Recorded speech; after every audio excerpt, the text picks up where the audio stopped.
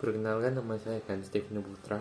Pada kesempatan kali ini saya ingin memberikan penjelasan mengenai literasi digital tentang menyaring konten negatif dalam dunia digital. Sebelumnya, kita tentu perlu mengetahui apa itu literasi digital. Literasi digital adalah sebuah kemampuan seseorang untuk memahami, membaca, dan menciptakan informasi dalam dunia digital. Selanjutnya, yaitu apa itu konten negatif. Konten negatif adalah suatu hal atau informasi yang berada di dalam dunia digital yang dapat merugikan atau memberikan dampak buruk kepada setiap individu atau masyarakat. Selanjutnya, apa saja jenis-jenis konten negatif dalam dunia digital?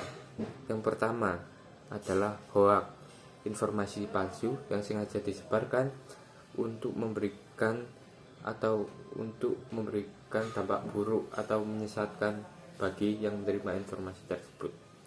Yang kedua adalah ujaran kebencian. Ujaran kebencian sendiri adalah pernyataan yang bersifat menghasut untuk memecah belah suatu golongan atau individu ataupun suatu kelompok. Yang ketiga adalah pornografi. Pornografi adalah suatu konten yang dimana ia menyebarkan suatu konten seksual eksplisit yang dapat melanggar norma sosial. Yang keempat adalah perundungan atau cyberbullying. Cyberbullying adalah suatu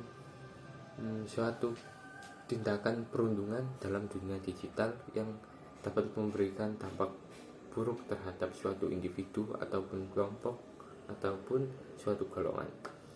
Lalu dampak-dampak dari konten digital tersebut adalah terbagi menjadi dua, yaitu terbagi untuk individu dan untuk setiap masyarakat. Jikalau untuk individu mungkin dampak buruknya yaitu adalah gangguan emosional, kerusakan mental, kehilangan kepercayaan diri, dan lain-lainnya. Jikalau untuk masyarakat adalah mungkin perpecahan masyarakat, terjadi perselisihan antara golongan, dan dapat menyebabkan kekerasan mungkin secara fisik. Lalu selanjutnya, strategi untuk menyaring konten negatif sendiri adalah dengan melakukan dua cara, yaitu berpikir kritis dan juga tentunya memeriksa sumber atau keakuratan sumber dari informasi tersebut. Lalu dengan memeriksa kredibilitas web, lalu memeriksa kebenaran konten dan juga validitas web. Ya. Lalu untuk keempat adalah